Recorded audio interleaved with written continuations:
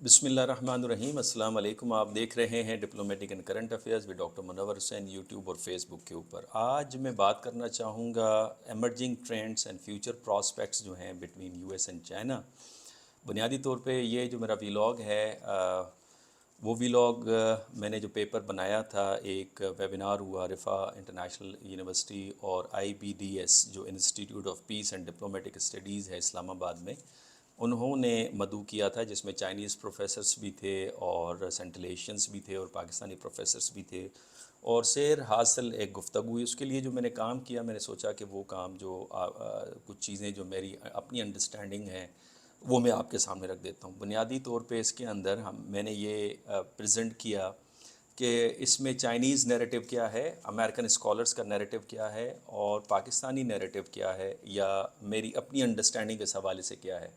चूँकि हम ये यकीन रखते हैं कि ये जो दुनिया है ये दुनिया नैरेटिव्स की है, बयानात की है, इसमें सच और झूठ नहीं होता, और जो नैरेटिव ज़्यादा डोमिनेट करता है, ज़्यादा पावरफुल होता है, वही सच दिखता है। मिसाल के तौर पे अगर हिटलर ज़िंदा होता और कामयाब होता तो उस वक्त नैरेटिव कुछ और होता और हिटलर हीरो होता और जर्मनी का हर फेल जो है वो जायज़ होता और उनके हकूक़ के लिए ही हिटलर लड़ा था, ये नैरेटिव होता। लेकिन चूंकि हिटलर हार गया और अलाइज जीत गए, तो अब नैरेटिव बिल्कुल क्वाइट अपोजिट था और विक्टर्स का नैरेटिव था। तो बुनियादी तौर पे दुनिया के अंदर नैरेटिव चलता है। तो पहले सबसे पहले जो मैंने उसकी शुरुआत की वो किशोर महबूबानी, जो कि डीन हैं सिंगापुर यूनिवर्सिटी के अंदर, नेशनल यूनिवर्सिटी ऑफ सिंगापुर में।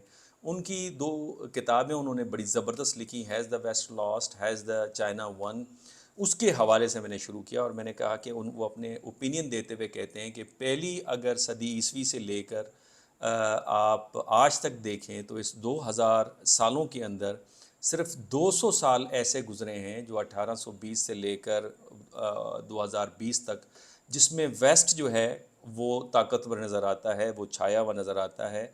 और बाकी 1800 साल अगर आप देखें उसमें स्पेशली चाइना और इंडिया, तो इकनॉमिकली, पॉलिटिकली, सोशली, कल्चरली वो आपको डोमिनेट नज़र आते हैं। तो वो क्रिटिसाइज़ करते हैं बुनियादी तौर के ऊपर वेस्ट के ऊपर कि वेस्ट का ने इस वक्त जो इंटेलेक्चुअल गलतियां की हुई हैं और फिर जो उन्होंने ब्लंडर्स की हैं अपनी पॉलिसीज़ के अंदर, जो कि इंटरवेंशनिस्ट पॉलिसी थी पूरी दुनिया के अंदर बिलुमूम और बिलखुसूस मुसलमान ममालिक के ख़िलाफ़, उस दौरान जो चाइना है और ईस्ट जो है वो दोबारा अपनी नींद से जाग गया और उसने दोबारा तरक्की हासिल करना शुरू की और अपनी पुरानी जो ग्लोरी थी, अज़मत थी, उसको उन्होंने रिवाइव किया।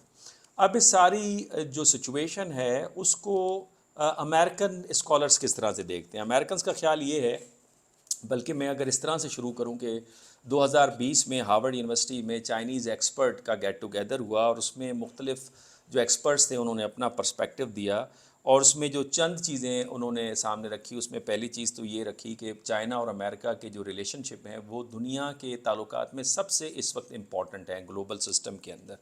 दूसरा, उन्होंने ये कहा कि जो ड्रास्टिक चेंजेस आपको नज़र आ रही हैं चाइनीज़ पॉलिसी में प्रेसिडेंट जी के हवाले से, वो उस हवाले से ऑप्टिमिज़म है और प्रेसिडेंट जी के अंदर यूएस के साथ जो रिलेशनशिप है वो आपको इम्प्रूव होते हुए नज़र आएगा। लेकिन साथ साथ कुछ प्रोफेसर्स का ख्याल ये था कि जो एक शिफ्ट आपको नज़र आती है चाइनीज़ इकनॉमिक पॉलिटिकल मॉडल के अंदर, वो कंपैटिबल नहीं है विद वेस्ट या विद ग्लोबल कैपिटलिज्म। लिहाजा जो वेस्टर्न ममालिक हैं उनको रीथिंक करना पड़ेगा अपनी इंगेजमेंट विद चाइना के हवाले से। और उन्होंने कहा कि चाइनीज़ ने एक इस अंडर प्रेसिडेंट जी एक नई डिप्लोमेसी शुरू की है जिसको वॉल्फ वॉरियर डिप्लोमेसी कहते हैं। Again I would repeat, wolf warrior diplomacy, जिसमें picking up fight with neighbours शामिल है, जिसके अंदर यूएस को प्रोवोक करना शामिल है, जिसके अंदर स्टेटिस्ट इकॉनमी है। तो ये उनका पर्सपेक्टिव है। तो लिहाजा क्या रिक्वायरमेंट है कि वो यूएस और जो लिबरल सोसाइटीज़ हैं उनको रीथिंक करना पड़ेगा अपनी इंगेजमेंट विद चाइना। इसमें अगर आप जॉन मिशाइमर, जिसका हवाला मैं पहले भी कई दफ़ा देख चुका हूँ, वो कहते हैं कि चाइनीज़ इकॉनमी अगर 19 ट्रिलियन डॉलर्स को क्रॉस करेगी और China would become the super rich, उस वक्त चाइना के पास सरप्लस कैपिटल होगा, सरप्लस गुड्स होंगे, तो उसको इन्वेस्ट करने के लिए चाइना अपना एरिया ऑफ इन्फ्लुएंस बनाएगा। बिल्कुल इसी तरह जिस तरह अमेरिका ने 1890 के बाद अपना एरिया ऑफ इन्फ्लुएंस बना लिया था, जब अमेरिका के पास एक्स्ट्रा कैपिटल था, एक्स्ट्रा गुड्स थी, तो उन्होंने इंटरवेंशनिस्ट पॉलिसी का आगाज़ किया। جو 1898 میں کیوبن وار انہوں نے لڑی. تو لہٰذا وہ یہ کہتے ہیں کہ اس وجہ سے اس وقت دنیا کے اندر 3 نظام آپ کو نظر آتے ہیں, 3 آرڈرز نظر آتے ہیں. ایک آرڈر جسے امریکہ لیڈ کر رہا ہے, اور وہ آرڈر جو بظاہر تو اس کا ریٹرک جو ہے وہ آپ کو لبرل نظر آتا ہے, لیکن حقیقت میں جو پالیسی ہے یا اس کا سینس جو ہے وہ آپ کو ریئلسٹ نظر آتا ہے. اس میں یوکرینین وار کا حوالہ دیتے ہیں, کوارڈ کا حوالہ دیتے ہیں, آکس کا حوالہ دیتے ہیں, ساؤتھ چائنا سی پالیسی کا حوالہ دیتے ہیں. دوسرا آرڈر وہ کہتے ہیں کہ چائنیز آرڈر آپ کو نظر آتا ہے, جو کہ چائنیز کلیم کرتے ہیں کہ جیو اکنامک اورینٹیڈ آرڈر ہے, جس کا مقصد کنیکٹیوٹی ہے سارے ریجنز اور سارے ممالک کے درمیان میں ون ون سچویشن کو کریٹ کرنا ہے, اور اس کی مثال سی پیک ہے, BRI ہے.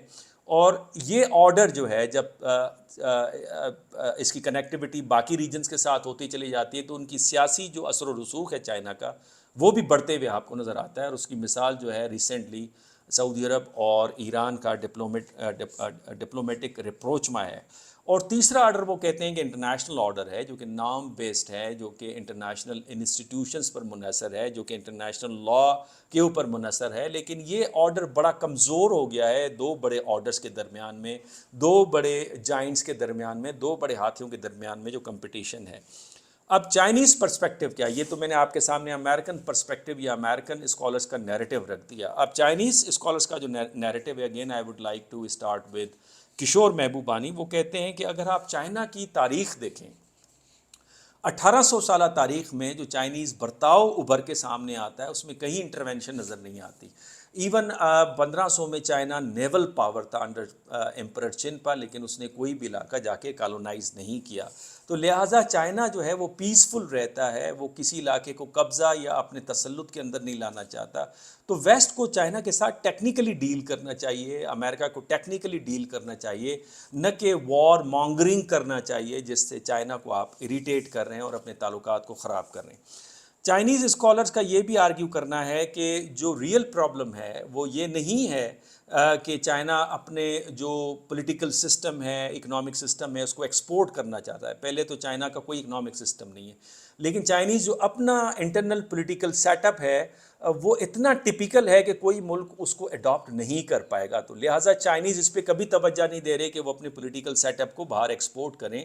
ان کی پوری توجہ یہ کہ اتنی بڑی جو پاپولیشن ہے اس کو فیڈ کس طرح سے کروایا جائے, اسی لیے وہ کنیکٹیوٹی چاہتے ہیں, اس لیے اکنامک پراسپیرٹی چاہتے ہیں, اس لیے ون ون سچویشن کی وہ بات کرتے ہوئے آپ کو نظر آتے ہیں. لہٰذا چائنا چاہتا یہ ہے کہ جو آلریڈی ایگزسٹنگ اکنامک آرڈر ہے اسی کے اندر ریفارم لایا جائے, جس کے اندر جو جتنے بھی ممبرس ہیں انٹرنیشنل کمیونٹی کے وہ ان کو برابری کی بنیاد کے اوپر عزت دی جائے, نہ کہ ان کی عسکری طاقت کو دے کر, اس کی معاشی طاقت کو دے کر, اس کے اسٹیٹس کو دے کر آپ اس کو عزت پے کریں.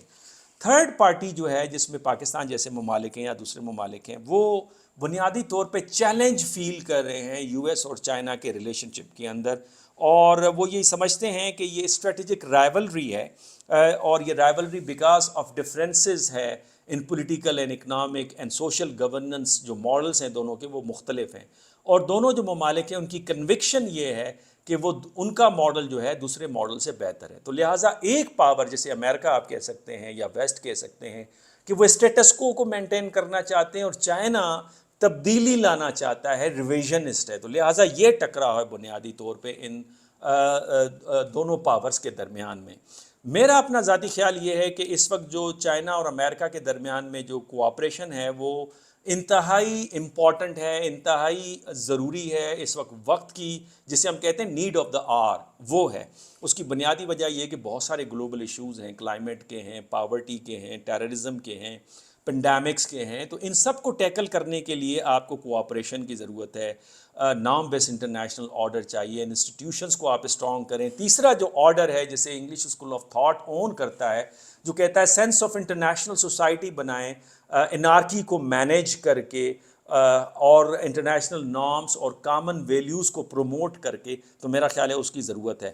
اور میں یہ سمجھتا ہوں کہ چونکہ جو انٹرڈیپینڈنس ہے اتنی اسٹرانگ ہے چائنا اور یو ایس کے درمیان میں, بالفرض اس وقت بھی 2022 کی جو اسٹیٹسٹکس آئیں کہ دونوں ممالک کے درمیان $690 بلین کی ٹریڈ ہوئی ہے، تو لہٰذا اس سے آپ اندازہ کر سکتے ہیں کہ چائنا اور امریکہ کے درمیان میں جو اولڈ امریکن پالیسی تھی، policy of containment during cold war against the former Soviet Union, اس طرح کی پالیسی نہیں ہے because of strong interdependence between دونوں ممالک۔ لیکن اس کی اگر آپ مثالیں مجھ سے مانگے تو میں آپ کے سامنے 3 مثالیں رکھوں گا۔ پہلے تو شنگری لا ڈائلاگ، اس کے اندر اگر آپ چائنیز یا بھی ریسنٹلی سنگاپور کے اندر ہوئی، اس کے اندر چائنیز ڈیفنس منسٹر کا کہنا تھا کہ اگر کانفلکٹنگ ریلیشن شپ ہے بٹوین چائنا اور یو ایس تو یہ دنیا کے لیے بڑا ڈیزاسٹرس ہوگا، تو لہٰذا انگیجمنٹ دونوں ممالک کے درمیان میں بہت بہت ضروری ہے۔ دوسری طرف اگر آپ دیکھیں تو اسٹیٹ سیکٹری بلنکن جو ہے یو ایس اسٹیٹ سیکٹری، انہوں نے وزٹ پے کیا، بہت لمبی ان کی ملاقات رہی اپنے کاؤنٹر پارٹس کے ساتھ، اور اس کے بعد 30 منٹس کی ان کی ملاقات جو ہے وہ نظر آتی ہے پریزیڈنٹ زی کے ساتھ، جہاں پہ ان کا پوسچر ذرا جھکا ہوا بھی نظر آتا ہے، تو یہ بھی ایک پازیٹیو ڈیولپمنٹ ہے۔ تیسرا، U S secretary of treasury ابھی وزٹ کر رہی ہے، تو لہٰذا جو امریکن جو پالیسی ہے جو وہ جس کا اظہار بھی کر رہے ہیں کہ ہم چائنا کے ساتھ ڈی کپلنگ نہیں ڈی رسکنگ چاہتے ہیں، تو یہ ہوپ دیتی ہے انٹرنیشنل سوسائٹی کو کہ دونوں ممالک کے درمیان میں سینٹی پریویل کرے گی اور اس طرح پوری دنیا میں پیس اور ٹرینکوالٹی اینڈ پراسپیرٹی آئے گی۔ پروفیسر جینک نے جوائن کیا تھا، چائنیز پروفیسر ہیں، وہ یہ سمجھتے ہیں کہ امریکنس جو وار ہے وہ وار لڑنا چاہتے ہیں چائنا کے ساتھ اور فل فلیج وار لڑنا چاہتے ہیں۔ میں نے چند دلائل دے کر، 5 دلائل دے کر اس جو ان کا دلیل تھا اس کو رد کرنے کی کوشش کی۔ پہلی میری دلیل یہ تھی کہ چائنا جو ہے وہ اس وقت امریکہ جو ہے اس وقت انٹینگلڈ ہے یوکرینین وار میں، پہلی دلیل تو یہ، تو لہٰذا وہ ایک دوسری وار جو ہے افورڈ نہیں کر سکتا۔ پریزیڈنٹ کینیڈی کہتے تھے 1960s میں 2 in 1 ہاف وار کی ہم کیپیبلٹی حاصل کریں گے، لیکن یہ لڑنا انتہائی مشکل ہے اس وقت جب امریکہ کی اکانومی مشکل حالات سے گزر رہی ہے۔ دوسرا میرا آرگیومنٹ یہ تھا کہ امریکن پاور ڈرین ہو گیا ہے because of its war in Afghanistan, Iraq, Yemen, Syria, Libya, تو میرا خیال ہے وہ اس میں پوزیشن کے اوپر نہیں ہے، حالانکہ امریکن کیپیبلٹی ہے کہ 24 گھنٹے کے اندر کہیں بھی میجر اٹیک لانچ کر سکتے ہیں، لیکن اس کو کنٹینیو کرنا، اس کے اوپر خرچہ کرنا، وہ اس وقت بس کی بات مجھے نظر نہیں آ رہی۔ تیسرا، اگر آپ امریکن الائز کو دیکھیں، European allies, because of Ukrainian war ان کی جو اکنامک پاور ہے وہ ڈرین آؤٹ ہوتی چلی جا رہی ہے، جرمنی کی ابھی ریسیشن سے اکانومی گزر رہی ہے۔ چوتھا، جو کوارڈ کے الائز ہیں جو چائنا کے ارد گرد کہا جا رہا ہے، ایک اسمال نیٹو یا ایشین نیٹو کا نام دیا جا رہا ہے، اس کے جو ممبر ممالک ہیں وہ کوارڈ کی ڈیفینیشن کچھ اور لیتے ہیں، ایشیا پیسیفک کی ڈیفینیشن کچھ اور لیتے ہیں۔ بالفرض امریکن جو ہیں وہ انڈیا کو سینٹرل پوزیشن دیتے ہیں، جبکہ باقی سارے ممالک جو ہیں ساؤتھ ایسٹ ایشیا کو اکنامک پراسپیرٹی کی وجہ سے سینٹرل پوزیشن دیتے ہیں۔ پانچواں یہ کہ انڈیا جو ہے میں اس کو کیپیبل نہیں سمجھتا کہ وہ چائنا کے ساتھ امریکہ کے بیہاف کے اوپر وار لڑے گا، نہ اس کی کیپیبلٹی ہے نہ اس کی ول ہے، اس حوالے سے کہ چائنیز بزنس جو ہے وہ انڈین بزنس مین کے ساتھ یا ان کے لوگوں کے ساتھ جاری ہے، اور وہ اسی وجہ سے مودی گورنمنٹ کے اوپر ایک پریشر بھی تھا جس وقت گولان کا کرائسس چل رہا تھا کہ اس وار کو ختم کیا جائے، تو لہٰذا یہی وجہ ہے کہ $125 بلین کی ٹریڈ نظر آتی ہے چائنا اور انڈیا کے درمیان میں۔ پروفیسر زو کا کہنا تھا کہ جو کولڈ وار جو ہے وہ اس ٹائپ کی ایک نئی کولڈ وار سٹارٹ ہو گئی چائنا کے ساتھ۔ میں سمجھتا ہوں، میں نے اس کو بھی رد کیا 2-3 آرگیومنٹس کی بنیاد پہ۔ پہلی بات یہ، اگین میں نے ریپیٹ کیا کہ انٹر ڈپینڈنس اتنی ڈیپ ہے۔ بالفرض اب جیلیم کا اگر آپ مثال لے لیں جو کہ 95% چائنیز پروڈیوس کرتے ہیں، اور یہ امپورٹنٹ ایلیمنٹ ہے، جو بڑا امپورٹنٹ ریڈار سسٹم ہے F-35 جو state of the craft defence equipment ہے امریکہ کا، اس کے ریڈار جو AES ہے اس میں 95% یہ چائنیز پروڈیوس کرتے ہیں، اور اس کی یہ اہم ضرورت ہے، اس کے بغیر وہ ریڈار بنتا نہیں ہے، چلتا نہیں ہے، تو یہ انٹر ڈپینڈنس اتنی ڈیپ آپ کو نظر آتی ہے۔ اور دوسرا، پھر اگر آپ کہیں کہ انڈیا ہاف وار لڑے گا، میں نہیں سمجھتا، بیکاز اگر آپ انڈین اکانومی کو چائنیز اکانومی کے ساتھ کمپیئر کریں، کہاں $3 ٹریلین کی اکانومی جو کہ اب $4 trillion at the end of this year کہا جا رہا ہے، مودی صاحب کلیم کریں کہ وہ ہو جائے گی، اس کی اکانومی ود $19 ٹریلین اکانومی کہاں پہ $19 ٹریلین کا مقابلہ $24 ٹریلین اکانومی سے تو ہو سکتا ہے جو امریکہ کی ہے، لیکن $3 اکانومی کا 18-19 ٹریلین اکانومی کے ساتھ مجھے نظر نہیں آتا کوئی خاص کمپٹیشن ہے.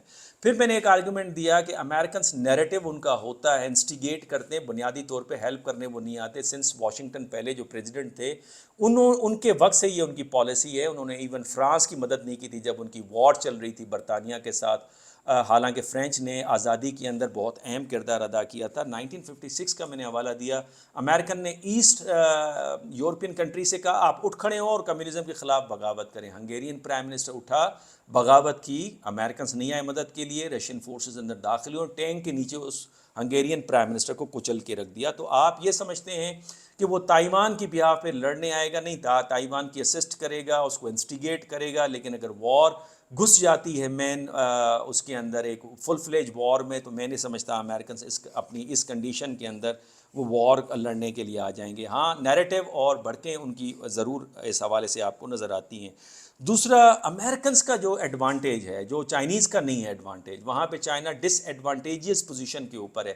اکنامیکلی چائنا مقابلہ کر رہا ہے, ٹیکنالوجیکلی چائنا مقابلہ کر رہا ہے, لیکن نیریٹو میکنگ میں امریکہ کا بہت بڑا کمال ہے. اور پھر اس کی ڈسیمنیشن, کیونکہ سینٹرس آف انفارمیشنز ان کے کنٹرول کے اندر ہیں.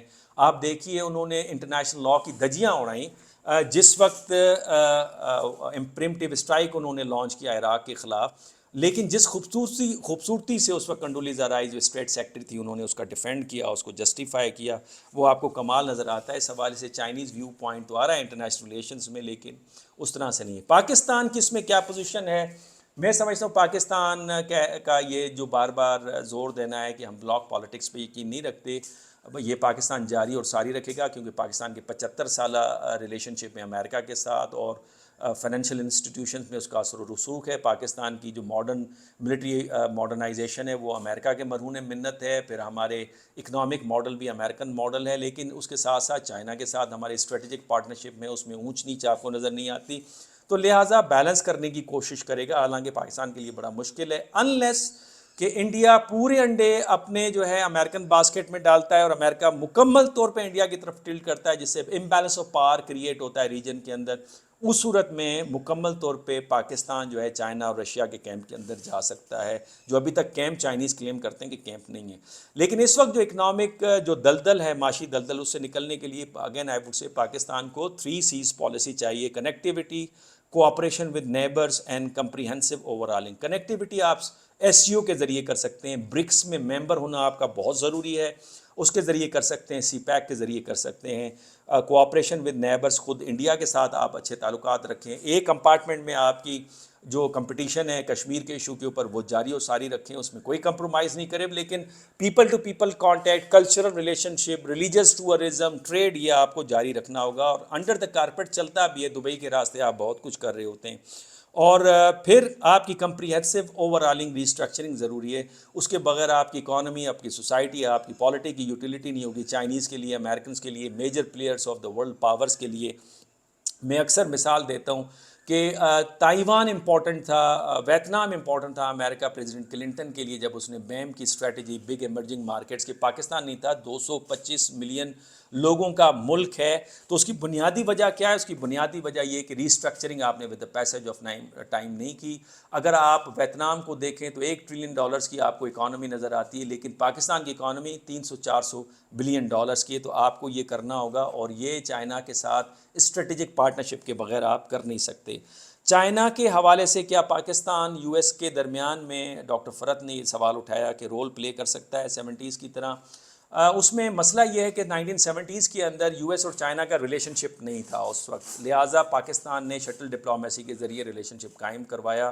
لیکن اب 4 ڈیکیڈز ہو گئے ریلیشن شپ قائم ہے, تو لہٰذا میں سمجھتا ہوں ان کو اس طرح کی ضرورت نہیں پڑے گی. لیکن پاکستان رول پلے کر سکتا ہے, لیکن پاکستان میں یہ پیسمزم ہے کہ ہم اس طرح کا رول پلے نہیں کر سکتے. پاکستان اسمالر نیشن ہے, تو پیسمزم نے پاکستان کو کھایا ہوا ہے. پاکستان کے بہاف پہ ہماری سستی ضرور ہے. سعودی عرب ایران کے ریپروچ کے دوران ہم نے وعدہ کیا تھا کہ ہم جو ہے وہ جا کے کمیٹی بنا لیں گے اور پھر اس کے اوپر ورک آؤٹ کریں گے, پھر ہم نے نہیں کیا اور چائنیز نے وہ کر کے دکھایا. تو یہ کہنا کہ سعودی عرب بھی ہماری میڈیشن کے رول کو قبول نہیں کرتا, یہ غلط ہے. میں سمجھتا ہوں پیسمزم سے ہمیں نکلنے کی ضرورت ہے, اور میرا خیال ہے پاکستان اگر جتنا جلدی اپنے آپ کو وقت کے تقاضوں کے مطابق تبدیل کرے تو اتنا ہی پاکستان کے لیے، ریجن کے لیے اور انٹرنیشنل سوسائٹی کے لیے بہتر ہوگا۔ اگر آپ کو یہ ولاگ پسند آیا تو لائک بھی کیجیے، شیئر بھی کیجیے، چینل سبسکرائب نہیں کیا تو سبسکرائب بھی کیجیے۔ آپ دوستوں کے کمنٹس کا مجھے انتظار رہتا ہے، آپ کے کمنٹس مجھے گائیڈ کرتے ہیں کہ میں اگلا ولاگ کس طرح سے بناؤں۔ بہت شکریہ، اللہ حافظ۔